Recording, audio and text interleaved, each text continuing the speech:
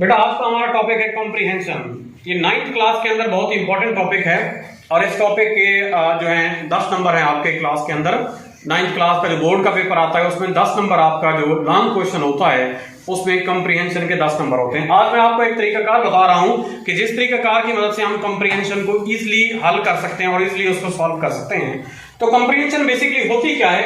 Comprehension एक paragraph होता है, उसको हमने रीड करना होता है और रीड करना होता है अंडरस्टैंडिंग के लिए। Comprehension is a paragraph that we have to read for understanding.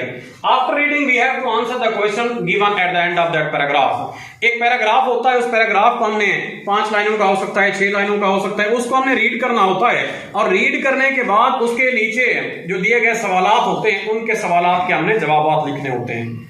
Reading for understanding. याद रखिएगा मेरा बेटा, जब हम रीडिंग करते हैं अंडरस्टैंडिंग के लिए तो हमने उसको 3 दफा रीड करना होता है, उसी वक्त जाके हमें वो पैराग्राफ समझ आएगा। अगर हम 3 दफा उसको रीड नहीं करेंगे तो वो पैराग्राफ हमें कभी भी समझ नहीं आएगा।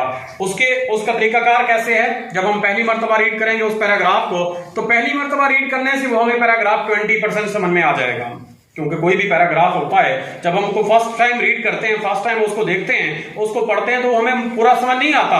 20% वो पैराग्राफ हमें समझ में आ जाएगा। दूसरी रीडिंग में हमें वो 40% वो समझ आ जाएगा। इसका मतलब है 20% और 40% 60% हो जाएगा। आखिरी रीडिंग के अंदर वो हमें 40% ज्यादा समझ में आ जाएगा। यानी 3 दफा रीड करेंगे तो हमें पैराग्राफ 100% समझ में आ जाएगा। तो बात यह हुई कि आपने जब भी पैराग्राफ को पढ़ना है तो 3 दफा उसको रीड करना है ताकि आप बेहतर से बेहतर उसको अंडरस्टैंड कर सकें। मेरी बात समझ में आ रही है सबको? तो बात यही हो गई कि 3 दफा अंडरस्टैंड, 3 दफा हमने रीड किया और रीड करने के बाद हमने उसको अंडरस्टैंड कर लिया। फिर उसके बाद हमने क्या करना है? We have to read the question given at the end of paragraph. हमने सवालों को पढ़ना होता है, जो सवालात दिए जाते हैं उस पैराग्राफ के एंड के ऊपर। अब सवाल के अंदर हमने 2 चीजों को खास तौर पर ख्याल करना है। Number 1, what is the content of question. उस सवाल के अंदर पूछा क्या गया है, सवाल का कंटेंट क्या है। कंटेंट का मतलब होता है कि सवाल क्या है आपका। फॉर एग्जांपल आपसे पूछा गया है कि रॉबर्ट ब्रूस किंग जो था वो कौन से मुल्क का किंग था। ये जो कंटेंट पूछा गया है इसको कहते हैं, ये सवाल का बेसिक चीज जो होती है ये कंटेंट होता है कि उस सवाल का कंटेंट है क्या चीज। पहली चीज आपने ये ख्याल करनी है सवाल के अंदर। दूसरी चीज जो आपने ख्याल करनी है, what is the tense of the question.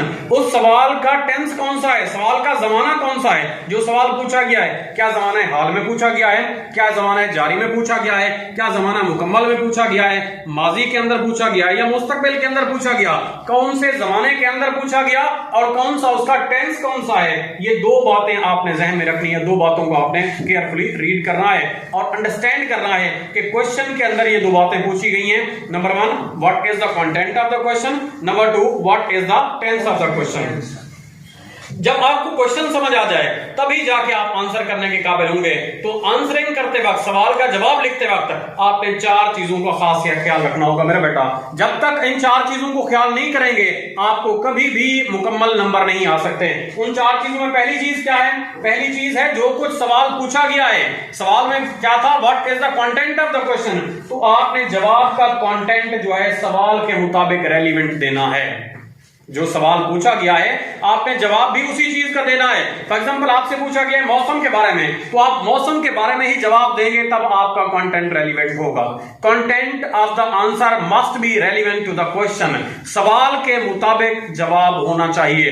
अगर सवाल के मुताबिक जवाब नहीं होगा तो आपका कंटेंट गलत हो जाएगा, आपको कभी नंबर पूरे नहीं मिल सकते। तो दूसरी बात यह है कि tense of the question, tense of the answer must be same as that of question. जो क्वेश्चन के अंदर टेंस था, what is the tense of the question, उसी टेंस के मुताबिक आपका आंसर भी होना चाहिए। जमाना हाल के अंदर अगर सवाल पूछा गया आपसे तो आपने जमाना हाल के अंदर जवाब देना है। अगर जमाना माजी के अंदर सवाल पूछा गया तो आपने जमाना माजी के अंदर जवाब देना है। अगर जमाना मुस्तकबिल के अंदर पूछा गया तो आपने मुस्तकबिल के अंदर जवाब देना है। याद रखिएगा, जब तक आपका टेंस सेम नहीं होगा जैसा कि क्वेश्चन को पूछा गया आपका जवाब गलत हो जाएगा। तो आपने इस जवाब का जो टेंस है वो भी आपने क्या करना है, सेम रखना है।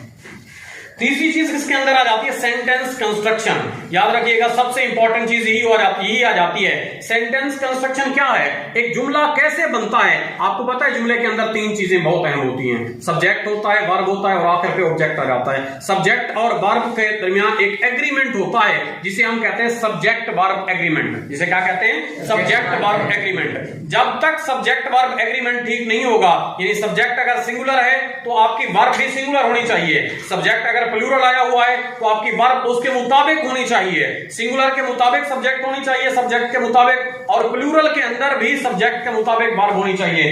जब तक सब्जेक्ट और ऑब्जेक्ट का जो एग्रीमेंट है वो ठीक नहीं होगा, आपके सेंटेंस की कंस्ट्रक्शन ठीक नहीं हो सकती, और अगर सेंटेंस की कंस्ट्रक्शन गलत हो जाती है तो आपका जवाब कभी भी ठीक नहीं हो सकता। तो तीसरी चीज जब आंसरिंग करेंगे तो तीसरी चीज जो है वो बहुत इंपॉर्टेंट चीज वो क्या है, सेंटेंस कंस्ट्रक्शन। आपके जवाब के अंदर जुमले की जो बनावट है वो ठीक होनी चाहिए। चौथी और आखिरी चीज इस टॉपिक के अंदर क्या है, आपके स्पेलिंग।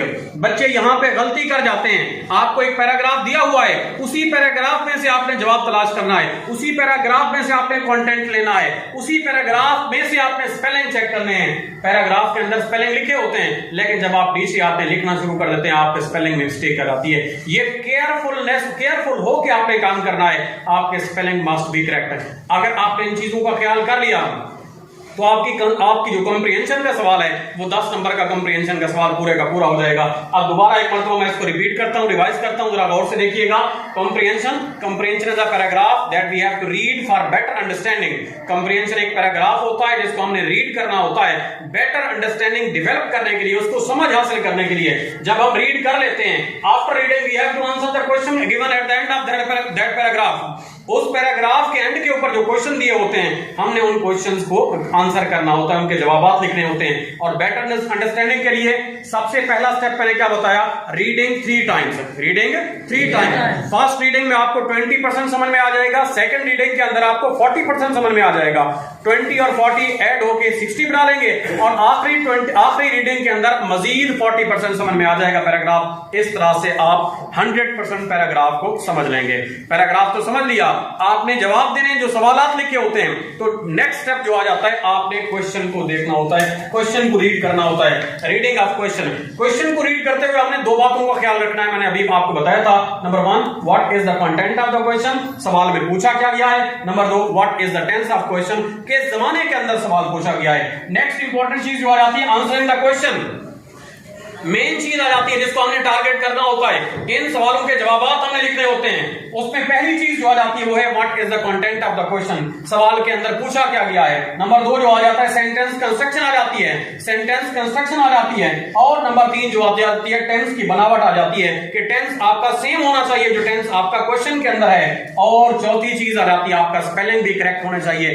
मेरे बेटा, अगर आप लोगों ने इस तरह से कॉम्प्रिहेंशन को हल करने का तरीका सीख लिया, इस तरह से आपने कॉम्प्रिहेंशन को किया, आपका स्पेलिंग भी ठीक है, आपका कंटेंट भी रेलिवेंट है, आपके सेंटेंस कंस्ट्रक्शन भी ठीक है, आपका टेंस भी ठीक है, आपके स्पेलिंग भी ठीक है, तो आपके जो कॉम्प्रिहेंशन के 10 नंबर हैं वो आपके पूरे पूरे आ जाते हैं। लेकिन बच्चे यहां पे गलती कर लेते हैं। एक नंबर 1 सेंटेंस की कंस्ट्रक्शन उनकी ठीक नहीं होती, नंबर 2 जो होते हैं वो टेंस की बनावट में और स्पेलिंग के अंदर गलतियां कर लेते हैं। छोटी सी गलती से एग्जामिनर को चांस मिल जाता है, वो आपका नंबर कट कर देता है। तो आपने कोशिश ये करनी है इस कॉम्प्रिहेंशन के सवाल को इसी तरह से अडॉप्ट करना है, इसी तरह से अटेम्प्ट करना है जिस तरह से मैंने आपको आज बताया है।